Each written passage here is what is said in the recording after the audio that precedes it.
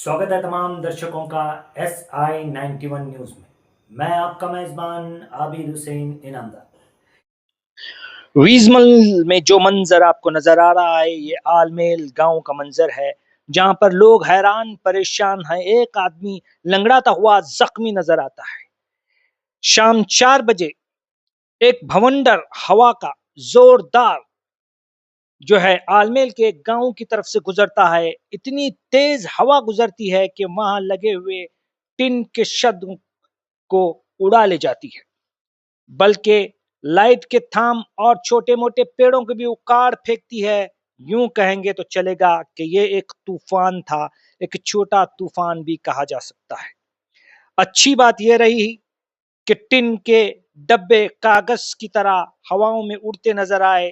बड़े बड़े 10 बाय 15 के 2.5 बाय 15 ऐसे बड़े बड़े टेंटों पे लगे हुए टिन वो हवाओं में कागज की तरह उड़ते हुए नजर आए, मगर छोटी मोटी लोगों को चोट लगी। अच्छी बात यह रही कि किसी की जान इसमें नहीं गई, किसी का जान का नुकसान नहीं हुआ, लेकिन माल का नुकसान तो हुआ। कई गरीबों के वहां घर मकान दुकान बनाए हुए थे, वो सब के सब उस हवा के बवंडर से उड़कर तितर बितर हो गए और चंद लोग जख्मी भी हो गए। इस तरह की हवा का आना ये छोटा सा एक तूफान भी कहा जा सकता है। तमाम लोग परेशान यहाँ पर नजर आ रहे हैं। ये मंजर है आलमेल का। अब स्थानीय एमएलए इस वीडियो को देखकर जिन लोगों का जो कुदरती तौर पर एक आफत कहिए, एक छोटा तूफान कहिए या बवंडर कहिए, जिसकी वजह से नुकसान हुआ है, उस नुकसान के लिए सरकार की तरफ से वहां का एमएलए कोई भरपाई करता है, मदद करता है, ये देखना बाकी है। क्योंकि उसका अपना एक फर्ज बनता है कि वहां के स्थानीय एमएलए का कि जायजा लिया जाए और जिन लोगों का नुकसान हुआ है उन लोगों को जो है मुआवजा दिया जाए, क्योंकि कुदरती आफत है। ये हवा का भवंडर अचानक आता है और पूरे गांव में जो है हलचल मच जाती है। ಇದು ಆಲ್ಮೇಲ್ದ ವಾತಾವರಣ ಸುಮಾರು 4 ಗಂಟೆ 10 ನಿಮಿಷಕ್ಕೆ ಗಾಳಿ ಬಂದಿಕ್ಷಿಂದ ಇಷ್ಟೆಲ್ಲ ನುಕ್ಸಾನ್ ಆಗಿದೆ. ಸುಮಾರು ಇಲ್ಲಿ 4-5 ಅಂಗಡಿಗಳು ಇದ್ದು ಎಲ್ಲ ಗಾಳಿ ಬಂದಿಕ್ಷಿಂದ ಹಾರಿ ಹೋಗಿದ್ದಾವೆ ಮತ್ತು ಟಮ್ ಕೂಡ ಗಾಳಿಯಿಂದ ಹಾರಿ ಹೋಗಿದೆ. ಇದು ಆಲ್ಮೇಲ್ದಲ್ಲಿ ಆಗಿರುವಂಥ ಘಟನೆ.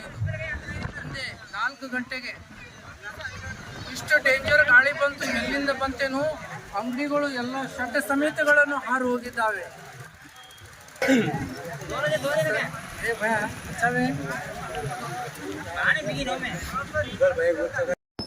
ಮತ್ತು ಆಲ್ಮೇಲ್ ಪಟ್ಟಣದಲ್ಲಿ ಗಣಪತಿ ಗುಡಿ ಹತ್ರ 4 ಅಂಗಡಿಗಳು ಗಾಳಿ ಬಂದು ಸತ್ಯಾನಾಶ ಆಗಿದೆ.